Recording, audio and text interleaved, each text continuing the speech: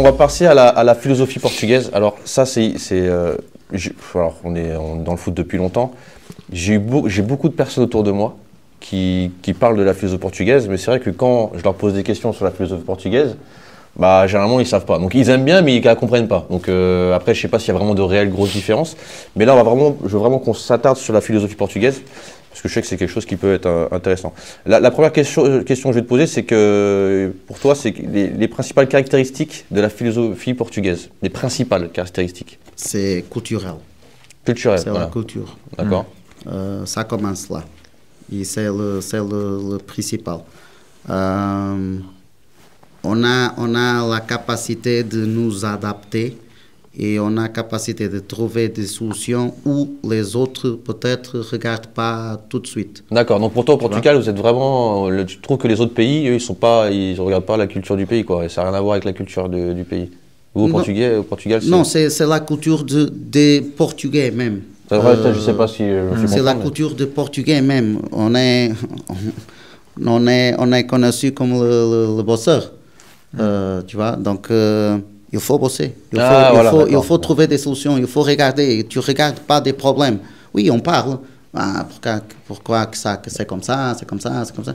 Oui, mais on ne reste pas comme ça, on continue à suivre, on continue à chercher des solutions, on continue, si tu ne peux pas faire comme ça, tu fais comme ça. C'est pas le mieux, oui, ça prend plus de temps, oui, mais c'est comme ça, on n'arrête pas. Et la culture portugaise, c'est un petit peu comme ça.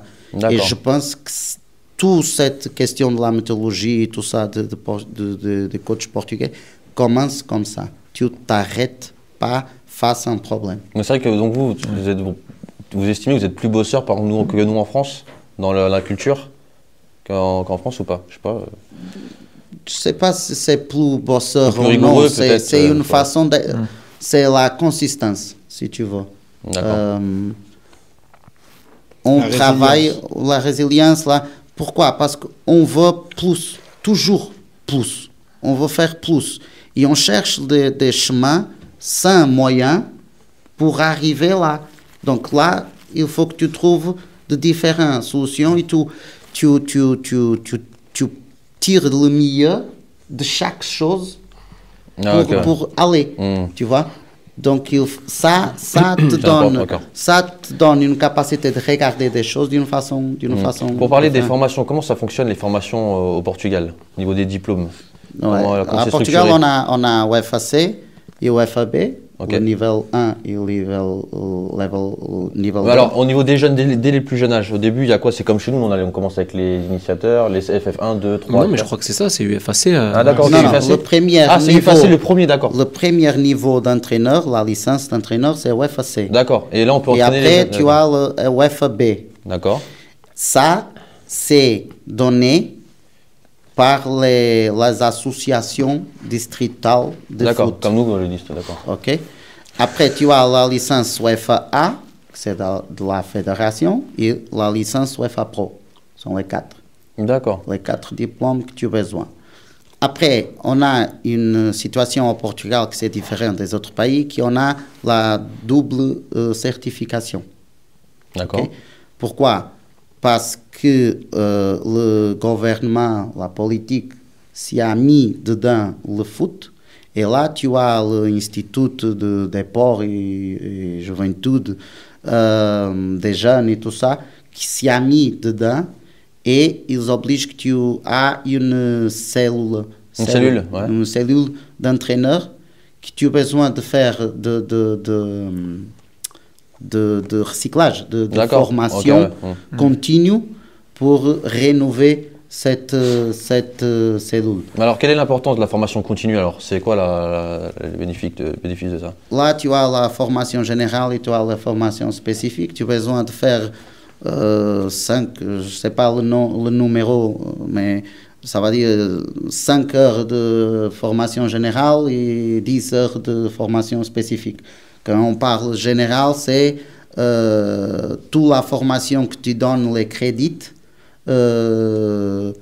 dehors des associations distritales. Toutes les entreprises qui veulent faire formation dans le foot. Là, tu cherches de crédit. Nous, on n'a pas ça en France. Non, c'est ça, c'est le truc de double certification. Parce que si tu perds ta cellule, tu ne peux pas entraîner. Oui. Mais tu continues encore avec le diplôme. Tu ne perds pas le diplôme. D'accord. Mais si tu perds la cellule, tu ne peux pas t'entraîner.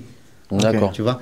Donc, à Portugal, fonctionne comme ça parce que c'est le gouvernement. Il y a aussi une fac aussi. On peut aller à la fac et tout. On apprend le foot aussi à la fac, non? Au Portugal. Oui. Après, tu as le niveau 1 UFAC. Si tu trouves un cours de déport spécialisé en foot à faculté, tu sors là avec le premier niveau déjà.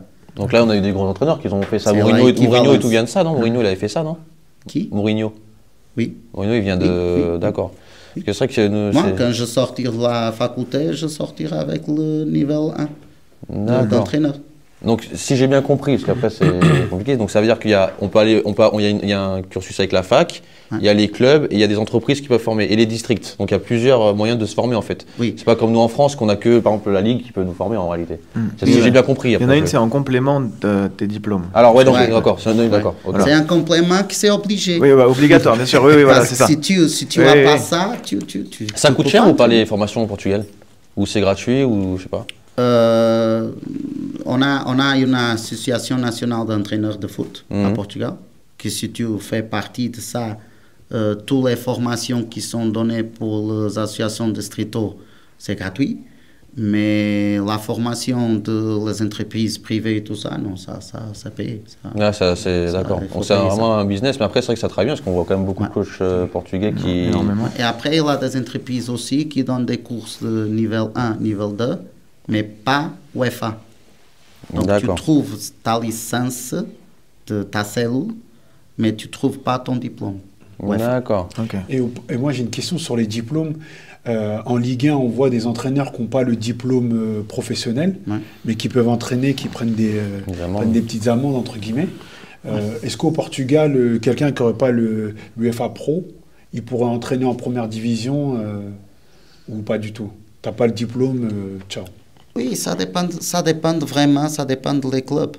Okay. Beaucoup de fois, j'écoute les paroles que l'entraîneur ne doit pas aller et tout ça. Non. Si je trouve travail, j'ai une proposition et je n'ai pas de diplôme, je vais dire que non au club. Non, je vais poser la question au club. Ok. Tu me veux, mais je n'ai pas de diplôme. Comment on va faire? D'accord. Quelle est la stratégie normalement utilisée à Portugal? Ou le club paye des amendes, ou tu prends un adjoint avec le niveau, et c'est l'adjoint que c'est inscrit. Ça s'est fait en Ligue 1, ça s'est déjà fait en Ligue 1. Des fois, le temps qu'ils passent certains diplômes, certains coachs, ils mettaient l'adjoint en tant qu'entraîneur principal, mais tout le monde savait que c'était que l'adjoint, mais officiellement c'était lui. Même maintenant, on a eu l'élection de l'entraîneur du mois au Portugal. Ah, ok, d'accord. Et c'est un adjoint. D'accord. Moi, je savais pas pour le travail de l'entraîneur principal. Tu vois ça. C'est pas l'idéal, si tu veux, mais pour tu fais bien le UFAC, tu fais bien le UFAB. Le UEFA, c'est un petit peu plus difficile d'aller. Le UEFA Pro, c'est au niveau des formations, c'est quoi les aspects clés de la formation des entraîneurs là-bas? C'est quoi un peu comment on travaille, comment ça fonctionne? Qu'est-ce qu'on voit un peu? En général, on ne va pas détailler tout parce que voilà. C'est un petit peu différent, oui. On a le côté général, on parle de l'arbitrage, de beaucoup de choses générales. La didactique, c'est ça comme ça. La quoi? Didactique. Didactique, c'est quoi ça? La façon d'être dans le sport. Ah, d'accord, ok. Et après, on a le côté spécifique. Et là, on a la capacité moteur, technico-tactique et méthodologie d'entraînement. D'accord. Ces trois-là sont les principales. Et dans le premier niveau... Est-ce que tu peux nous le répéter? Donc, il y a quoi? C'est les... Capacité moteur. Motrice, Technico-tactique. Technico-tactique, ouais. Et méthodologie d'entraînement. D'accord, ok. Les trois sont les principales aspects clés des courses d'entraîneur. Et ça suit tous les niveaux. D'accord. Comment ce UFAC, pas très spécifique. Mais c'est toujours basé sur ces 3 aspects-là. Toujours dedans ça. Après, niveau 3, UEFA A et UEFA Pro, la majorité, c'est pratique dans cette 3. C'est plus pratique. Les UEFA C et UEFA B, c'est mélangé théorique et tactique et tout ça. Tous les entraîneurs, après finir la licence, ont besoin de faire une année de stage, une époque de stage. Et après, tu as besoin de faire une époque à travailler. Et seulement après ça, tu es prêt pour te candidater à la prochaine licence. Donc ça fait 3 années pour faire un cours au Portugal. Ok, d'accord. Ah ouais, tu peux pas enchaîner pam. Non. Ouais. Il y a quelque chose qui était différent avec. Alors je sais pas si toi Mathieu, tu connais un peu là-dessus. C'est au niveau des. Alors les phases de jeu, est-ce que vous avez les mêmes qu'en France? Et après, comment tu mets en place tes principes de jeu? Parce que je sais que c'est. Alors moi, de ce que j'ai vu, après tu vas mieux me répondre que moi, mais je sais que c'est complètement différent comment vous ciblez les principes de jeu. Oui, il faut dire une chose, c'est pas forcément à cause de la formation qu'on a au Portugal que les entraîneurs portugais et la méthodologie portugaise c'est très connu et on est très fort. D'accord. Ok. Oui. Pourquoi? Parce que même dans la formation au Portugal, on a des choses qui peuvent être mieux. Tu vois. Je donne aussi la formation des entraîneurs. Je prie aussi des formations comme entraîneur. Et la différence, c'est tu vas donner la formation à eux ou tu vas faire de façon qui c'est mieux pour toi. D'accord. C'est une grosse différence. Et existe. Ici en France, je sais que ça existe aussi.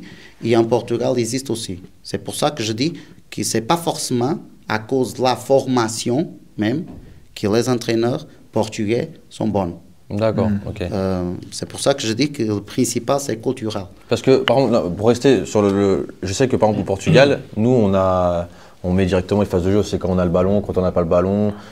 Au Portugal, vous, en fait, vous mettez les phases offensives, les phases défensives, les transitions, def, off, et même les coups de pied arrêtés, vous, c'est... Alors, c'est une phase de jeu pour vous, les coups de pied arrêtés, c'est même pas une stratégie. On parle un petit peu comme ça dépend toujours, mais on parle un peu comme ça. On a 5 moments de jeu. D'accord. Organisation offensive et défensive, quand tu as et quand tu n'as pas le ballon. Et après des transitions qui sont des moments quand tu perds et quand tu gagnes. Et après, on a des ballons arrêtés. Si tu me dis, ouais, ils ne sont pas 5, ils sont 4, les ballons arrêtés sont mélangés dans les autres et tout ça, oui, je suis d'accord. Je n'ai pas une chose très, très formatée comme ça. Mais pour nous, c'est comme ça. C'est ce moment que le jeu a. Et après, c'est des principes que tu veux pour chaque moment de ça. Sont les capacités physiques, moteurs que tu as besoin pour chaque moment comme ça. On met tout dedans le moment. D'accord. Okay. Moi, j'ai une question par rapport à cette formation, enfin par rapport à la formation des entraîneurs. Est-ce qu'il y a un directeur technique national? Et est-ce que ce directeur technique national, il donne des consignes précises de jeu? C'est-à-dire que du coup, tous les jeunes Portugais vont être formés de la même manière, ou chaque entraîneur a sa personnalité, chaque club a sa personnalité, mais c'est le principe. Non, chaque club a son façon de travailler, son façon de faire. D'accord. On va pas voir comme en Espagne où tout le monde a le même... Dans la formation, tu es directionné pour le chemin que qui te donne la formation veut. Okay. Et là, tu vas apprendre avec ce chemin-là. D'accord. Après, c'est le partage entre nous, entre les entraîneurs. C'est la connaissance qu'on a entre nous qui on cherche de différentes solutions. Parce que la formation, faire de cette façon, c'est très limité. Tu voulais rebondir sur... Non, dire que nous, on n'a pas non plus de modèle précis de phase de jeu ou autre. Le football, c'est un sport infini. Il y a 10 000 façons d'attaquer, 9 000 façons de défendre, 10 000 façons de se comporter selon où est le ballon. Donc, ce qui est donné en France, Ce sont des idées, en fait, simplement. Mais après, comme chez vous, libre à chacun de faire, de faire ce que bon lui semble et d'interpréter comme il veut. C'est comme des principes et des phases. Nous, c'est pareil, des phases de jeu, on n'en a pas 3, ni 4, ni 5. Il y a ce que dit la Fédé et ce qu'est le football et l'idée de chacun. Bien sûr, mais après, pour faire la différence vraiment avec notre philosophie, c'est que moi, c'est qu'au Portugal, par exemple, tu vois, nous, avec la Fédé, on va nous former, t'as une phase de jeu, ils vont nous donner 4 principes de jeu. À peu près dans chaque phase de jeu, on va te dire voilà ça. Mais c'est vrai qu'au Portugal, en fait, en gros, moi je trouve qu'ils sont plus pointilleux. C'est-à-dire que même ils t'apprennent à travailler sur chaque ligne, comment on travaille sur chaque ligne de jeu avec les joueurs sur le terrain, enfin, au niveau de la tactique, tout ça. En fait, c'est plus pointilleux au niveau de la formation. Non, en fait, il a parlé d'un élément que nous on n'aborde pas en France. Il a parlé de technico-tactique. Et chez nous, en fait, le technique, il se résume à la répétition et la maîtrise d'un geste avec le ballon. Voilà. Mais on ne va pas être sur quelque chose de lié qui va avoir un penchant vers la tactique. Et chez nous, la tactique, elle est que abordée via ces fameuses phases qui se découpent en principe de jeu. D'accord. Mais derrière, ce ne sont que des bases qu'on te donne, en fait. C'est-à-dire que quand, effectivement, tu parles des phases avec les principes et les comportements qui sont liés, ce sont des bases naturelles et prémices. Après, elles sont infinies. Peut-être que quand tu dis que vous avez un chapitre, entre guillemets, qui est vraiment basé sur le technico-tactique, au-delà des capacités motrices, etc., eh ben nous, on ne l'aborde pas, ce truc-là. Nous, on est vraiment sur des bases premières. Et la tactique, libre à chacun ou non, de la développer. Pourquoi on l'aborde pas, nous ? Parce qu'en fait, notre philosophie à nous en France, en tout cas ce que met en avant la fédération, c'est qu'on a une philosophie qui est basée sur la capacité à s'adapter et à répondre à n'importe quel problème de jeu. D'accord. Donc si tu veux, en fait, nous, on n'a pas d'identité claire. Le football français, l'identité que prône la DTN aujourd'hui sur ses plans de formation, c'est transmettre la capacité à un joueur à peu importe le problème rencontré sur le terrain, s'adapter. C'est ça l'identité de jeu du football français. On n'a pas une identité définie qui est comme celle de l'Espagne avec un jeu de position, un jeu de possession précis, etc. Non, nous, c'est vraiment comment joue l'adversaire. On doit avoir les ressources psychologiques et tactiques nécessaires pour répondre à ce que lui va mettre en place et pouvoir utiliser ses faiblesses pour nous. Mais après, sur la formation, c'est vrai est-ce qu'on nous donne aussi les billes pour pouvoir comprendre ça aussi, tu vois ce que je veux dire ? Oui, bien sûr. On le donne. Après, dans tous les procédés que nous on met en place, typiquement la situation, qui est le procédé, selon moi, qui est le plus intéressant et par la suite sur le DES le plus abordé, parce qu'on n'est que dans des jeux contextualisés, un petit peu ce que vous faites le vendredi, où vous essayez d'aborder les failles de l'adversaire et de voir quels sont les comportements. Mais nous, ce qu'on n'a pas, que peut-être a le Portugal et probablement encore plus l'Espagne, c'est qu'on n'a pas une tactique qui est fondée. On ne se dit pas, nous, on veut jouer comme ça, et il faut que nos équipes, elles jouent comme ça. Ça, c'est libre à chacun de faire ce qu'il veut. Au Portugal, c'est plus, vous avez vraiment... Oui, au Portugal, si on n'a pas une identité... Mais pourquoi nous, en France, on n'arrive pas à mettre ça en place que on peut pas parce que en fait, on peut pas parce que culturellement, on a une mixité sociale trop importante. Et aujourd'hui, tu vois que tu as tous les profils de joueurs en France. Tu as le petit, le grand, le costaud, le mince, celui qui court vite, celui qui... Et en fait, dans ce que toi, tu dois proposer dans ton alimentation, si tu tranches, tu es des joueurs. Exactement, en fait. Si tu tranches, tu vas t'enfermer dans un modèle et toute la mixité dont tu profites aujourd'hui, notamment en parlant en région parisienne, quelque part, tu risques de mettre une croix dessus. Et nous, du fait qu'on ait une globalité, une richesse de profils énorme, on est plus dans un football où on va essayer d'assembler le tout pour pouvoir répondre à des problématiques de jeu en utilisant nos forces naturelles, qui sont, on va pas se mentir, à tous les niveaux, on a des grosses forces naturelles sur l'aspect athlétique, ce qui nous permet aujourd'hui de faire des différences énormes. Et je pense aussi sur l'aspect technique, parce qu'on a des joueurs qui font des très grosses différences. Et on ne veut pas, je pense quand je dis je parle d'un modèle de fédération, enfermer ces joueurs-là dans un modèle tactique précis. Et voilà, c'est-à-dire qu'aujourd'hui, la philosophie française, c'est que s'adapter à l'adversaire et répondre aux problématiques de jeu posées. D'accord. Et est-ce que par rapport au profil qu'on forme en ce moment, c'est une petite digression, mais qui m'intéresse, il y a souvent eu cette espèce, je ne sais pas si c'était un cliché ou une réalité, de dire qu'en France, on privilégiait les mecs ultra physiques et que du coup, parfois, les petits techniciens un petit peu trop frêles, etc., ils s'étaient mis de côté. De ce que tu dis là, j'ai l'impression que ça a un petit peu évolué. Est-ce que c'est le cas ces dernières années? Maintenant, on a de la place pour tout le monde? Le problème, en fait, déjà, je sais pas si on peut se dire que la France forme des joueurs de foot. Les clubs en forment, tu vois. On peut se dire que les clubs en forment, mais après, chaque club fait un peu ce qu'il veut. Aujourd'hui, quand tu regardes sur les centres de formation, tu en as qui ont des politiques où ils sont très ouverts justement sur ces a priori-là qu'on avait avant. Typiquement, tu regardes au PSG, de plus en plus, tu as ces joueurs-là qui sont capables de solutionner des problèmes de par la réflexion, et non plus seulement par des aspects athlétiques. Mais tu as des autres clubs dont l'intérêt est d'avoir une forme d'attractivité en jeunes, en 17 ans nationaux, en 19 ans nationaux, pour récupérer des joueurs et après faire des plus-values sur des reventes. Eux, ils vont plutôt être intéressés sur le recrutement de joueurs qui sont déjà très développés morphologiquement pour gagner ces championnats U17, U19 et être entre guillemets plus attractifs. Et par la suite de pouvoir les revendre et à 19 ans, 20 ans faire des plus-values. Notamment, on le voit de plus en plus, nos profils athlétiques, ces fameux profils athlétiques qui signent pas pro en France, ils vont vers l'Allemagne souvent maintenant. Parce qu'on a des caractéristiques de joueurs qu'eux n'ont pas forcément.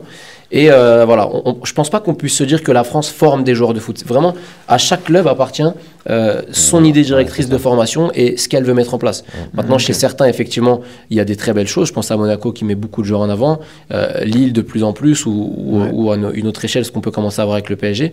Et puis, tu en as qui sont pas forcément dans ces idées-là et qui vivent essentiellement sur leurs équipes pro du recrutement.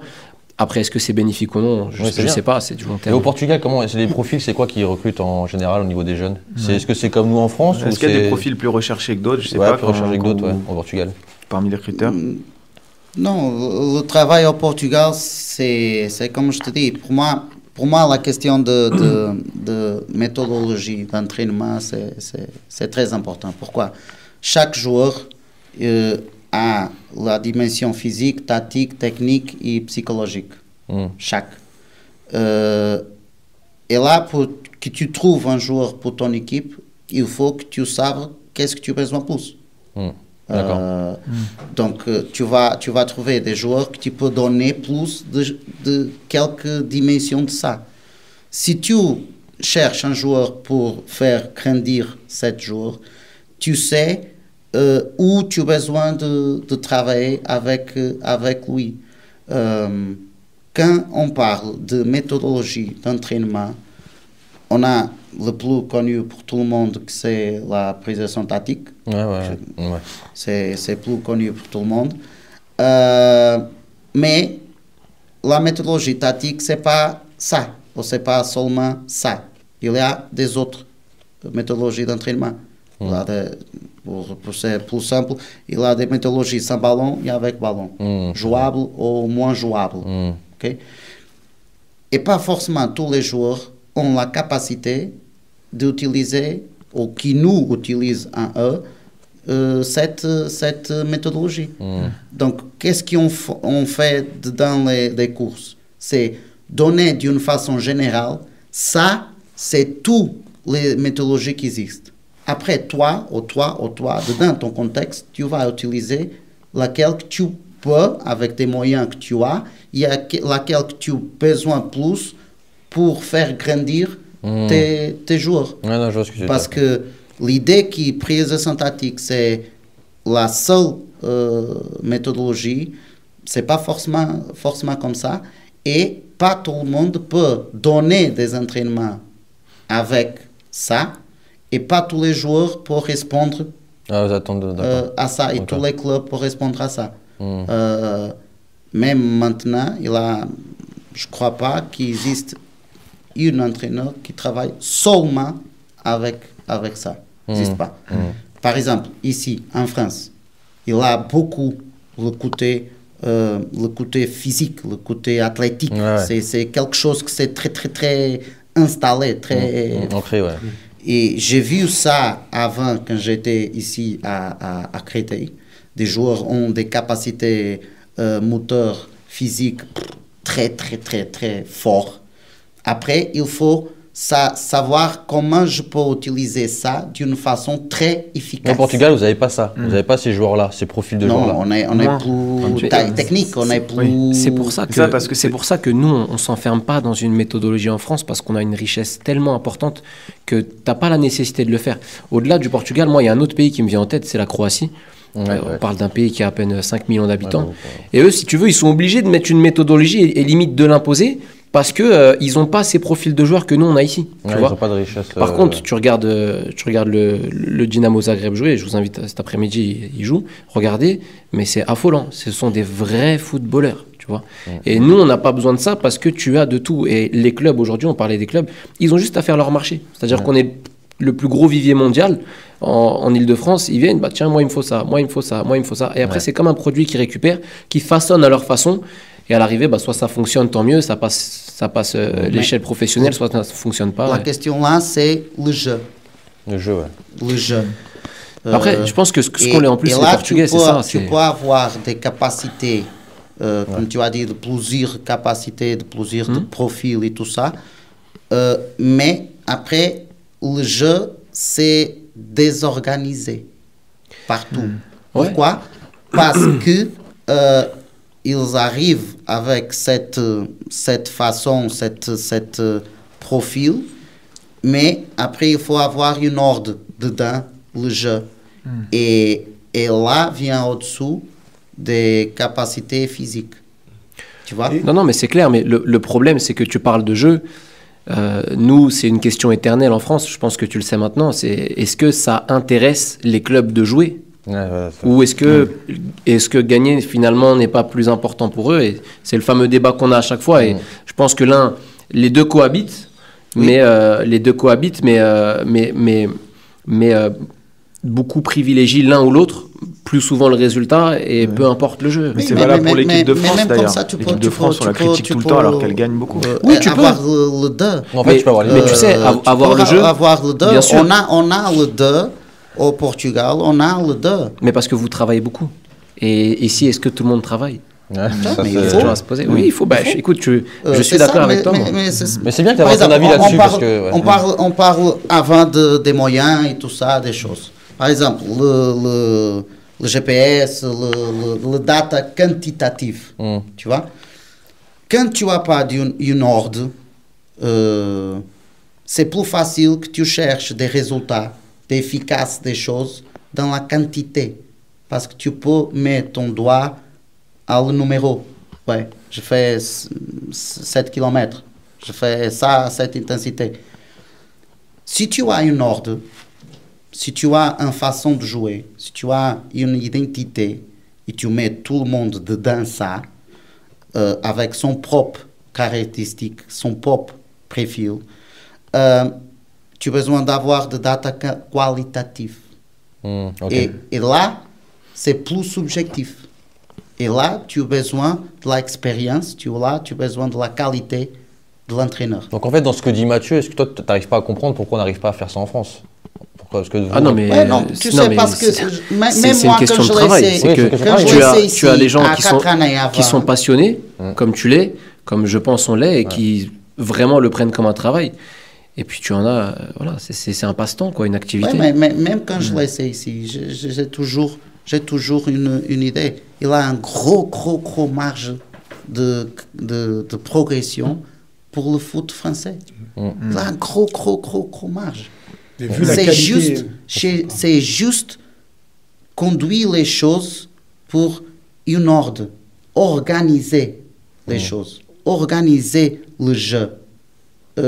Sinon, tu as des joueurs qui, à cause de son profil plus physique et des capacités de jouer 90 minutes, toujours, tu ne regardes pas le résultat, tu ne regardes pas le moment de jeu, tu ne regardes pas si le jeu c'est pour accélérer ou si c'est pour ralentir. Tu ne regardes pas ça. C'est toujours poum. Après, nous, on est aussi beaucoup basé sur un aspect aussi, on cherche toujours la sécurité, on est beaucoup plus sur la sécurité que sur le fait d'aller chercher... Oui, mais là, par exemple, le critère d'évaluation, si un joueur a fait un bon entraînement ou a fait un bon match, quel est mon data?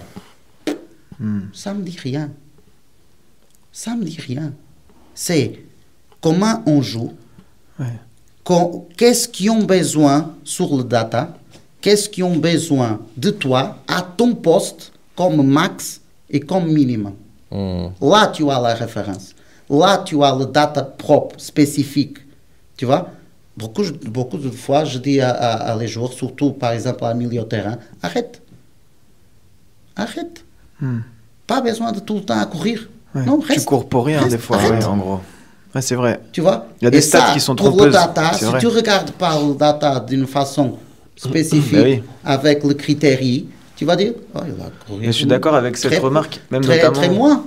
Sur les, par exemple, souvent je me fais cette remarque sur le nombre de passes réussies. Je trouve que c'est une stat, mais tellement. C'est la quantité. Il faut contextualiser. Parce qu'en réalité, les passes réussies, c'est des passes vers l'avant, vers l'arrière, sur le côté, sous pression, pas sous pression, et ça veut rien dire en fait. Et c'est vrai qu'aujourd'hui en France, on commence à trop se focaliser sur des stats, et je pense qu'on perd de vue le truc. Après, à mon avis aussi, ce qui fait qu'on changera pas tout de suite, c'est que l'équipe Fagnon, c'est-à-dire l'équipe de France, a des résultats incroyables. Et tant que l'équipe de France aura des résultats incroyables, ils vont se dire pourquoi on va changer notre modèle. On n'a aucun intérêt. Si demain, par contre, nos résultats s'écroulent, peut-être qu'on aura envie de se dire tiens, il faut changer des choses et qu'on aurait envie de jouer différemment. Chaque match, c'est une île. Oui. C'est comme ça. Une île. C'est une... C'est différent en fait. Chaque match, c'est une autre. Tu prépares une semaine pour cette match. Tu fais le match. Tu regardes le match. Tu vois des choses. Oh, c'est très différent. Il manque ça. Ok. Tu vas faire une semaine pour 7 matchs différents. Et après, tu as autre match. Et tu regardes des choses différentes. Encore autre semaine différente. Qu'est-ce que tu travailles? Tu regardes quoi? Quand tu observes une match, il faut que tu aies un chemin à suivre. Qu'est-ce que je veux regarder dans notre jeu? Quels sont les comportements que je veux regarder? Si c'est partout, si c'est... qu'est-ce que... Tout le monde fait qu'est-ce qu'il veut. Qu'est-ce que je veux regarder après? Qu'est-ce que je veux maîtriser? Qu'est-ce que je veux... Tu vois? Donc, une des situations qui on a fort et que je pense que aussi des Français, des Allemands, des Espagnols ont aussi, mais ici, je pense qu'il faut grandir ça, c'est rassembler tout. Faire la liaison avec tout. C'est un global, c'est tout. D'accord. Tu as tout dedans. Ouais, c'est vrai. C'est difficile, donne beaucoup de travail. Tu n'arrives pas tout le temps à avoir succès. Tu n'arrives pas tout le temps à la solution très vite. Mais tu travailles. Mais tu rassembles tout. Et c'est général. Oui, mais il y a une facilité en France.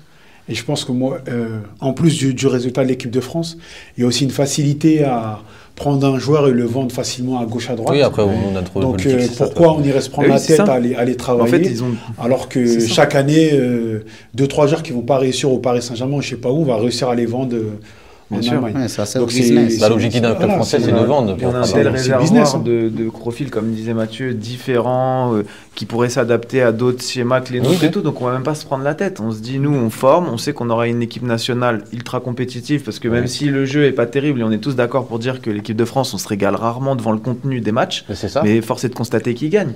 Et les footballeurs français, dès qu'ils vont dans des grands clubs, ils s'imposent. Donc, au bout d'un moment, tu vois, le système n'est pas prêt de changer tant qu'il y aura les résultats comme ça. Ils s'imposent, mais des fois, ils galèrent un petit peu. Hein. Oui, mais il faut différencier. Ils n'ont pas le caractère des joueurs portugais. Non, mais ils arrivent quand même à... Tu vois, quand tu prends les grosses équipes européennes, tu as toujours un ça, c'est les top joueurs. Les top joueurs. Ça, c'est les top joueurs. Mais tout à l'heure, c'est important de différencier la Fédé et les clubs. C'est deux choses complètement opposées chez nous. Peut-être qu'au Portugal, ils travaillent ensemble. Il y a des idées, mais en France, c'est... Les clubs et la fédération n'ont rien à voir. Chaque club travaille comme il veut. Et au-delà de ça, quand on parle des clubs, nous, on n'est pas habitués au succès en France. C'est-à-dire que les clubs français ne sont pas habitués à gagner. On n'a jamais rien gagné. On n'a que l'OM qui a gagné la Ligue des Champions en 93. Ils l'ont acheté. Il y a 30 ans. mais sinon... Le PSG, la Coupe des Coupes 96. Tu as l'équipe nationale. L'équipe nationale, nous, c'est que ça, l'équipe nationale. Oui, mais sur les clubs, la majorité des joueurs, à combien d'années jouent dehors de France? Mais c'est pour ça, parce que les clubs, ils sont pas dans une dynamique où ils se disent, nous, on va construire une équipe pour gagner la Ligue des Champions. Nous, on va construire une équipe pour gagner le championnat de France 5 ans, 6 ans de suite. Et comme tu disais, c'est de la plus-value, c'est dès qu'il est bon, il va partir à l'étranger, voilà. Et culturellement, on n'a pas de cette identité club, nous, qui vise à être du succès sur du très haut niveau. Par contre, comme on a ces joueurs, et pour la moitié qui sortent du réseau francilien, oui, effectivement, sur la scène internationale, on existe, mais encore une fois, parce qu'on a des individualités. Si on n'a pas, pas Kylian aujourd'hui, le football français repose sur ça. Tu as eu Raymond Kopa, tu as eu Platini, tu as eu Zidane, aujourd'hui tu as Mbappé, et à chaque fois que la France a été bonne historiquement, c'est parce que tu avais un joueur qui portait tout le monde. T'en as oublié un, t'as oublié là, c'est pas grave. Presque quand même, ça résume presque un peu ce qu'est le PSG aujourd'hui. En vrai, ça n'a rien à voir, mais c'est presque un résumé de ça. Le PSG, c'est plein d'individualités, ils ont des résultats, mais en final, le projet de jeu, on ne sait pas ce qu'il est, il n'y a pas de lien, il n'y a pas de... C'est pour ça qu'il faut supporter Lens et Francaise. Ouais, c'est ça. Moi, par contre, tout le monde Rennes et tout. En France, ça arrive quand on a un coach qui met en place quelque chose sur une courte durée. Là, on trouve des philosophes. C'est eux qui vont faire aussi... Mais c'est les coachs qui le font, c'est pas les formateurs. Sur les traits de caractère et valeurs que les entraîneurs portugais cherchent à inculquer aux joueurs, c'est qu'est-ce que veulent inculquer les entraîneurs portugais aux joueurs sur les valeurs et tout, en gros, en général? À Portugal, c'est la faim. Avoir faim? Avoir faim. D'accord. De grandir sa carrière, gagner plus d'argent, donner plus de conditions à sa famille. Donc vous inculquez ça dès le plus jeune âge. C'est ce que vous voulez inculquer à vos... C'est quelque chose de très fort, d'ambition pour donner à les autres et pour faire mieux dans ta vie. C'est mieux. Ça, c'est une chose très forte. Après, aussi que tu te imposes. Et là, c'est consistance.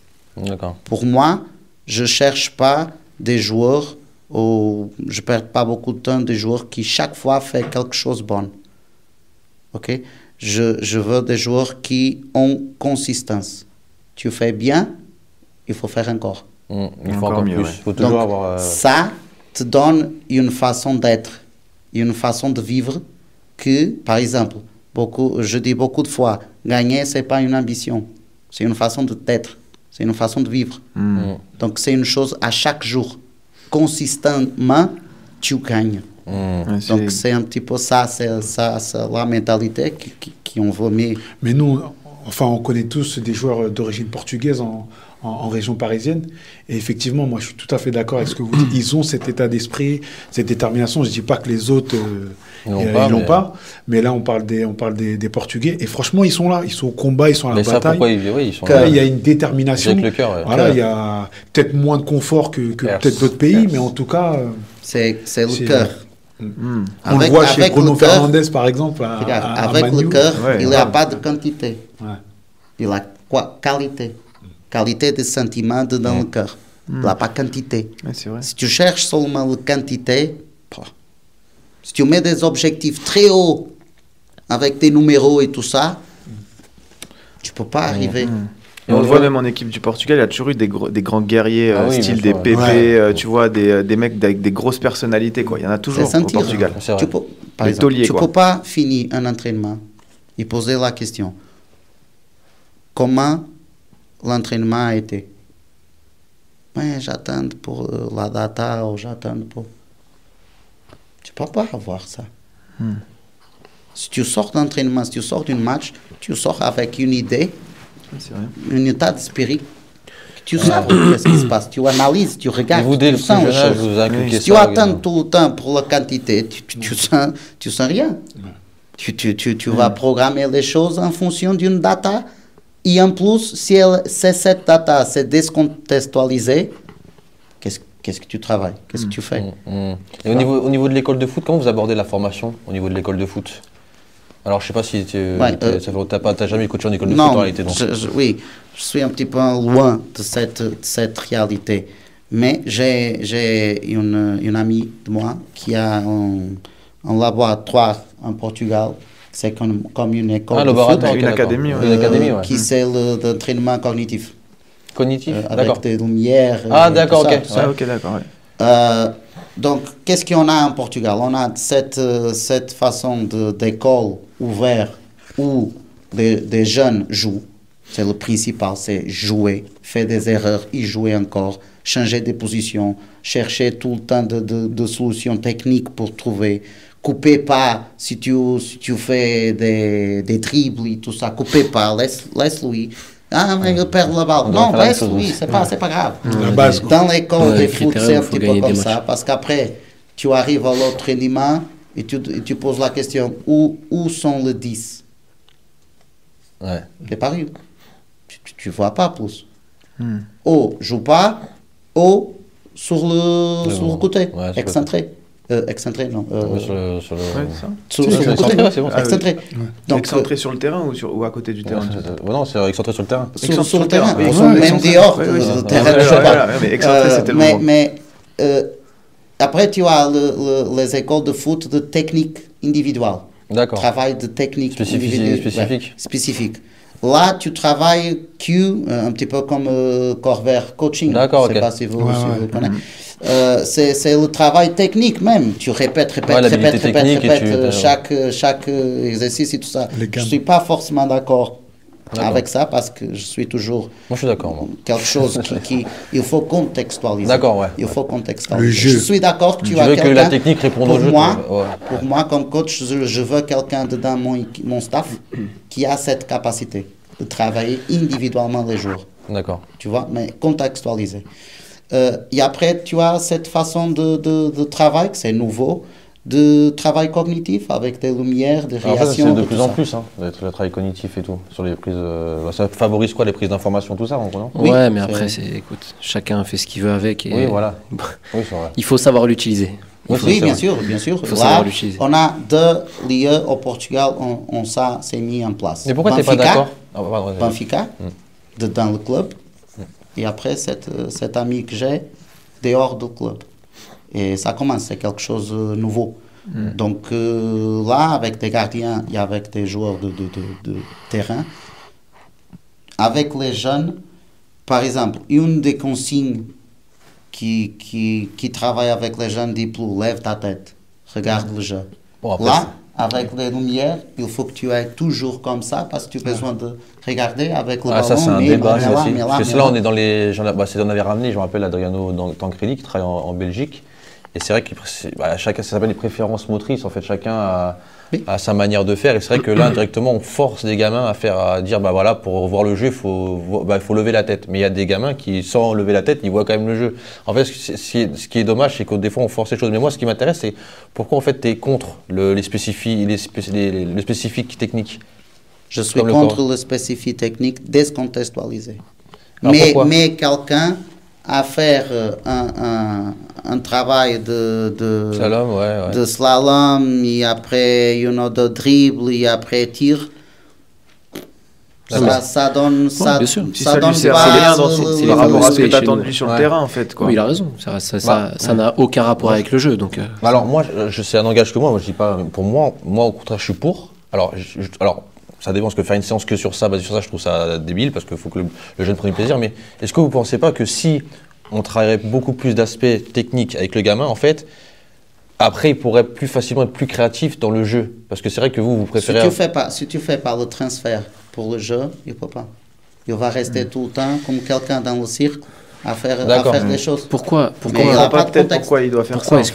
Mais après, tu t'emmènes ta chose pour qu'en fait, ça puisse répondre. Parce que moi, je pars sur le principe que, par exemple, si je ne savais pas faire des contrôles extérieur pied gauche, par exemple, ou intérieur pied gauche, je suis toujours sur mon pied droit.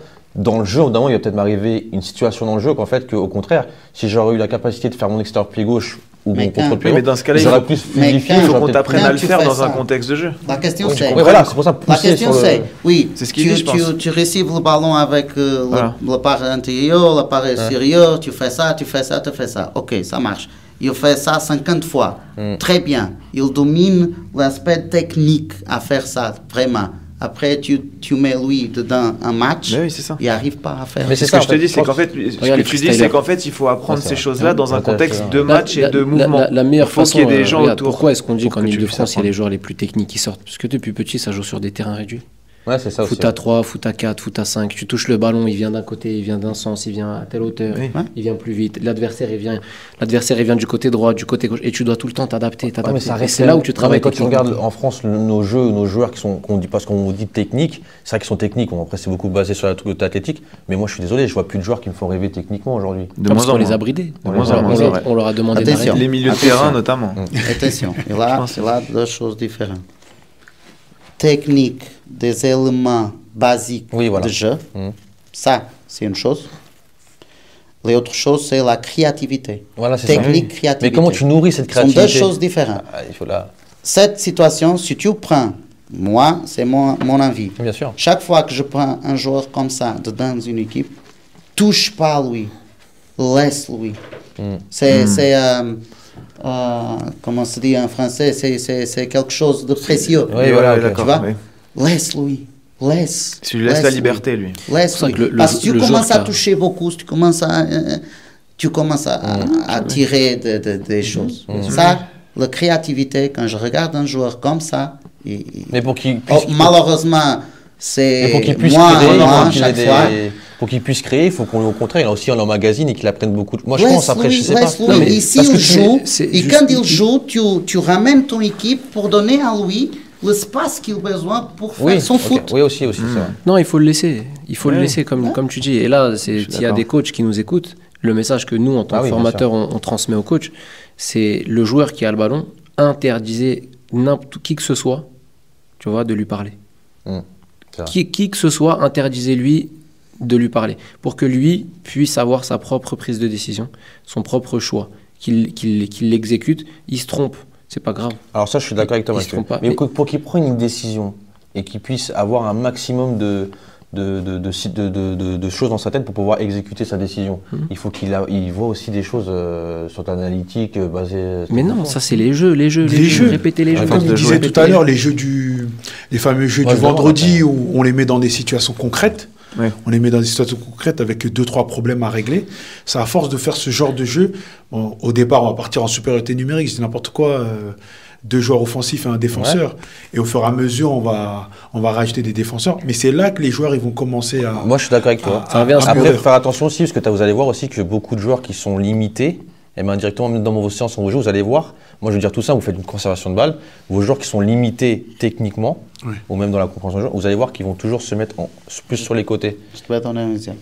J'ai déjà eu des joueurs limités techniquement, mais avec une créativité. D'accord. Excellent, d'accord. Et comment ça se fait alors qu'ils ont... Qu'est-ce que tu fais? C'est ça.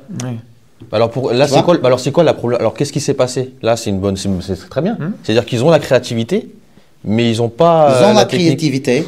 Ils cherchent de donner des solutions différentes parce que son cérébro, son façon de regarder, il trouve des solutions différentes que les autres. Mais techniquement, après, manque quelque chose. Donc il va faire mal plusieurs de fois qu'il va faire bien. Mais c'est pour ça que je te dis ça. C'est pour ça que moi je pense qu'après c'est que moi, je dis pas qu'il faut faire. Moi, je suis pour qu'on laisse libre, et au contraire, moi, je le fais tout le temps, je laisse libre, tu vois. Je crie jamais, je laisse machin. Mais je pense qu'aujourd'hui aussi, on est obligé, je pense, techniquement, déjà, des fois, d'imposer de travailler techniquement et de lui faire une palette la plus large possible au niveau technique. Il y en a qui vont dire, bah non, on va pas le faire travailler les contrôles poitrine. J'ai entendu les éducateurs, bah non, je ne fais pas travailler les contrôles poitrine, par exemple. Non, mais. Bah non, il doit travailler les contrôles poitrine. Avec les jeunes, si on a le jeu, en fait, il faut qu'il ait une palette plus large. Pour pouvoir avoir une créativité plus large. Dans ce cas-là, tu fais un 4 contre 4 ou un 5 contre 5, tu l'aménages avec ce que tu veux retrouver, et tu dis, c'est parti, jouez. Oui, parce que, pourquoi? Parce que si tu ne prends pas cette contexte-là, tu vas automatiser un comportement qui n'existe pas. Mais c'est ce qu'on voit en premier. D'accord, ok, voilà. Qui n'existe pas, vraiment. Ok? Donc, si tu veux automatiser, parce qu'on parle des jeunes, autre rendement, il faut automatiser des choses. Il faut automatiser des comportements. Il faut répéter, toujours. Ok? Si tu prépares pas ton joueur à être libre quand il est jeune, il commence à faire des choses qui ont fait d'autres rendements quand il est jeune. Ouais, ça. Oui, c'est sûr. Tu vois? Qu'est-ce qu'on fait au autre rendement? On regarde notre milieu de terrain, par exemple, besoin de tirer plus, besoin de faire plus de buts. Il ne domine pas la technique d'arriver et faire. Là, on répète. Là, on met lui dedans un travail spécifique et on répète. Cette situation isolée. Avec les jeunes, libérez-eux. Libérez-eux. Ouais, c'est hyper important. Bien sûr. Ils auront le temps après, plus tard. Et même d'ailleurs, tu le vois bien, je trouve que même en professionnel, tu as des joueurs qui s'insèrent parfaitement dans un schéma parce que c'est de la répétition, c'est presque robotisé. Dès qu'ils changent de club, on leur propose autre chose, ils sont perdus. Complètement perdus. Parce qu'ils n'ont aucune créativité en eux. On les a bridés probablement. J'ai eu déjà des joueurs qui sortent de Benfica, Porto, Sporting, de jeunes. Et je suis à Ligue 2, à Ligue 1, et j'ai eu 7 joueurs-là. C'est très difficile pour eux. Très difficile pour eux. Pourquoi? Tu dis, mais ce sont des gros joueurs, ce sont des joueurs avec beaucoup de qualité, tout ça. Oui, mais le foot, c'est différent. Le match, c'est différent. Le rendement, c'est différent. C'est sûr. Il faut que tu t'adaptes. Et quand tu es dans un club comme ça, ta tête fonctionnent de façon différente. Je suis grand, je suis dans un grand club, j'ai beaucoup de qualité, je vais à la sélection nationale et tout ça. Tu vas pour un club Ligue 2, ou Ligue 3, ou Ligue 1, ta tête a besoin de changer. Ouais, bien sûr. Je dis juste une... J'ai eu un joueur que lui, c'est toujours adapté ou habitué à jouer sur la mi-temps du terrain adversaire et à faire des dernières passes. Dernières passes, toujours. Domine, regarde, il voit tout, Très bien. Notre équipe, on joue plus d'un autre milieu de terrain propre, nous-mêmes, et on cherche de contre-attaque, on cherche de profondeur, on cherche ce jeu. Qu'est-ce que lui peut faire? Il n'a pas de temps. Et il faut qu'est-ce qu'il cherche? Cherche jouer individuel pour chercher des terrains qu'il est habitué devant pour faire son jeu. Et je dis à lui, c'est pas s'adapter. Il faut faire qu'est-ce que tu fais là, ici. Trouver des solutions pour faire qu'est-ce que tu es habitué à faire là, sur la mi-temps adversaire, mais faire ici. Ça, c'est notre jeu, c'est notre identité, c'est ton monde maintenant. Les autres, c'est fini. Ça, c'est ton monde. Tu vois? Donc, c'est ce travail que les entraîneurs ont besoin de faire avec les jeunes qui viennent sur le haut rendement aussi. Mais ça, c'est une vraie question, une vraie problématique pour les entraîneurs. Nous, à notre niveau, c'est t'es coach de A, t'es coach de B, tu reçois des joueurs de A. Comment tu les adaptes? Parce que c'est totalement ce qu'il vient de dire. Ils viennent de A, il y a le confort, il y a un adjoint, il y a un coach principal et tout. Et il arrive en B, c'est un petit peu plus casse-pipe, ça joue un petit peu moins au ballon, ça envoie des longs ballons devant. Et lui, il est habitué à être dans un truc qui se prépare. Là, il arrive dans un truc dur. Comment le joueur, il s'habitue à ça? Comment il s'habitue à ce contexte? Après, le coach de B, il attend beaucoup de lui, alors que le coach de A... il ne le regarde pas tant que ça. Donc lui aussi, il est un petit peu... Là, il a attendu. En A, il ne joue pas beaucoup. En B, on lui demande de jouer 90 minutes et de faire les différences. Tout à fait d'accord sur ce constat. En tout cas, c'est vrai que sur la philosophie sportive, on a parlé de quelques questions. On pourrait encore être plus large. On pourrait rester 6 heures, 8 heures, 10 heures à parler de ça. Mais c'est, on voit un peu les différents. Voilà. On pourrait peut-être faire une autre émission peut-être là-dessus. Peut-être faire une autre émission avec toi aussi encore sur la philosophie portugaise. En gros, voilà, il y a des choses intéressantes. On va finir sur un petit quiz rapidement sur le Portugal, sur le football portugais. Donc là, vous êtes chacun pour votre pomme. Le premier... Oh non, vous êtes chacun, on va compter les points. Il y a 10 questions. La personne qui répond à le plus de questions a gagné. C'est pas par équipe, c'est chacun pour ça. D'accord. Donc celui qui répond, on lève la main, on intervient, on fait quoi? Non, si la personne qui répond le plus rapidement a gagné. D'accord. C'est bon ou pas? Il y a la VAR. Il y a la VAR. En tout cas, j'ai un Marseillais là-bas qui va gérer tout ça. Première question. Quel est le nom du club de football le plus titré de Portugal? Benfica. Bien joué. Très très bien. 1-0 pour Monsieur Mathieu. T'as regardé ma feuille? Non. Parce que je fais attention parce qu'il y a des gens qui trichent ici. Combien de titres a remporté le Benfica? En tout, tu es champion? De titres en championnat. En championnat? 26. 30. Non. 35. Tu as dit 26. Tu as dit 30? Ouais. 36.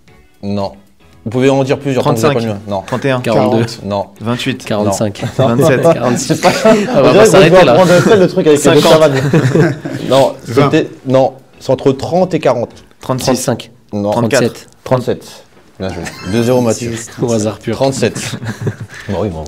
Il gagne un an sur deux, quoi. Ouais. Dans quel club portugais a joué le joueur brésilien Deco avant de rejoindre Barcelone? Bien joué. Très très bien. Ah ouais, Porto. Deco, très bon joueur. Mais vous êtes portugais, les gars, ou quoi? Non, il a joué. J'attends que tu termines parce qu'il a joué à Salgueiros et Alverca. Si tu vois, même avant, tu peux répondre le plus vite possible. Quel est le nom du stade national du Portugal? Jamor. Bien joué. Estadio Nacional do Jamor. C'est ça. Comment il s'appelle? Alors, comment on dit? C'est Estadio Nacional do Jamor? Do Jamor. Je prononce bien ça. Okay. Quel joueur portugais surnommé El Mastro? Eusebio. Eusebio. Quel est le record de victoires consécutives de l'équipe nationale du Portugal, toutes compétitions confondues? Le nombre de victoires consécutives? 50. 4. Non. Consécutifs.